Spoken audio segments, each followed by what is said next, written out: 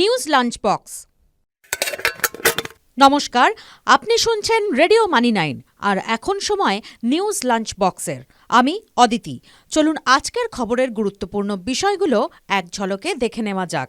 এই বুলেটিনে আমরা আপনাকে জানাবো ব্যবসায়িক এবং অর্থের সঙ্গে সম্পর্কিত অনেক গুরুত্বপূর্ণ খবর যা আপনার পকেট এবং জীবনের সঙ্গে ওতপ্রোতভাবে জড়িত। এনপিএসে টাকা তোলার নিয়মে বড় পরিবর্তন। Pension fund regulatory and development authority অর্থাৎ পিএফআরডিএ এনপিএস অ্যাকাউন্ট থেকে টাকা তোলার নিয়মে বড় পরিবর্তন এনেছে। পিএফআরডিএ এর নির্দেশিকা অনুসারে এখন কোনো এনপিএস অ্যাকাউন্টধারী মোট জমার 25% বেশি তুলতে পারবেন না। এই নতুন নিয়ম 1 ফেব্রুয়ারি 2024 থেকে কার্যকর হবে। এনপিএস এর নতুন নিয়ম অনুসারে এনপিএস গ্রাহকেরা সন্তানের শিক্ষা, বিয়ের খরচ, বাড়ি কেনার খরচ, আপৎকালীন পরিস্থিতিতে স্টার্টআপ বা ব্যবসা শুরু করার জন্য এই টাকা তুলতে পারেন। তবে টাকা তোলার জন্য আপনার এনপিএস অ্যাকাউন্টের বয়স ন্যূনতম 3 বছর হতে হবে। তবে সমগ্র মেয়াদের মধ্যে কোনো ব্যক্তি এনপিএস অ্যাকাউন্ট থেকে সর্বোচ্চ 3 বার টাকা তুলতে পারবেন। আধার কার্ড নিয়ে বড় সিদ্ধান্ত নিল ইপিএফও। জন্ম তারিখ আপডেট বা সংশোধন করতে আধার কার্ড ব্যবহার করা যাবে না। ইপিএফও এটিকে বৈধ নথির তালিকা থেকে বাদ দিয়েছে। ইপিএফও এই নিয়ে একটি নির্দেশিকাও জারি করেছে। আগে জন্ম তারিখ পরিবর্তনের জন্য আধার কার্ড ব্যবহার করা যেত, কিন্তু সম্প্রতি শ্রম মন্ত্রকের অধীনস্থ ইপিএফও এই সিদ্ধান্ত নিয়েছে। যদিও আধার ব্যক্তির পরিচয়ের প্রমাণ হিসেবেই ব্যবহার করা যাবে বলেই জানিয়েছে ইপিএফও কর্তৃপক্ষ। ভারতের সবচেয়ে সস্তা ইলেকট্রিক এসইউভি বাজারে আনল টাটা মোটরস।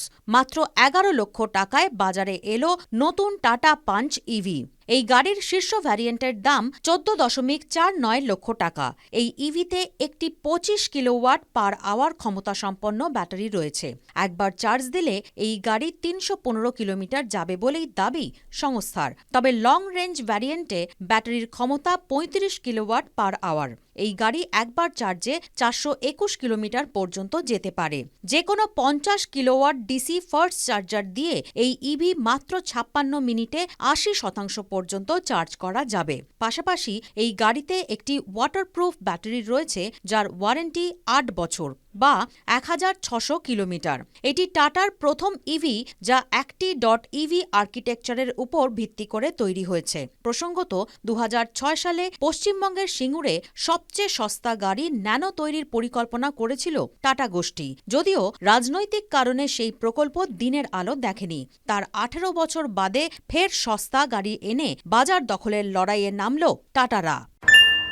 এখন আপনি ইউপিআই এর মাধ্যমে বিদেশেও টাকা পাঠাতে পারবেন। এর জন্য গুগল ইন্ডিয়া ডিজিটাল সার্ভিসেস এবং এনপিসিআই ইন্টারন্যাশনাল পেমেন্টস লিমিটেড একটি চুক্তি করেছে। এর আওতায় বিদেশে যাওয়া ভারতীয় ভ্রমণকারীরা দেশের বাইরেও গুগল পে ব্যবহার করে লেনদেন করতে পারবেন।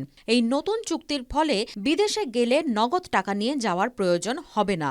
এই লেনদেনের জন্য আন্তর্জাতিক পেমেন্ট গেটওয়ের সাহায্য নিতে হবে।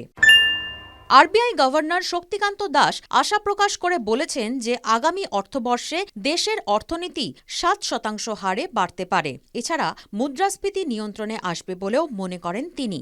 আর্থিক সংস্কারের লক্ষ্যে কেন্দ্রীয় সরকারের যে পদক্ষেপ তার কৃতিত্ব দিয়ে তিনি বলেছেন যে এই সিদ্ধান্ত ভারতীয় অর্থনীতিকে দীর্ঘমেয়াদে বৃদ্ধির পথে নিয়ে যাবে। তিনি আরও বলেছেন যে সারা বিশ্বেই আজ অর্থনৈতিক পরিস্থিতি অত্যন্ত চ্যালেঞ্জের, কিন্তু তারই মধ্যে ভারতের অর্থনীতি অগ্রগতি ও স্থিতিশীলতা সারা বিশ্বের নজর কেড়েছে।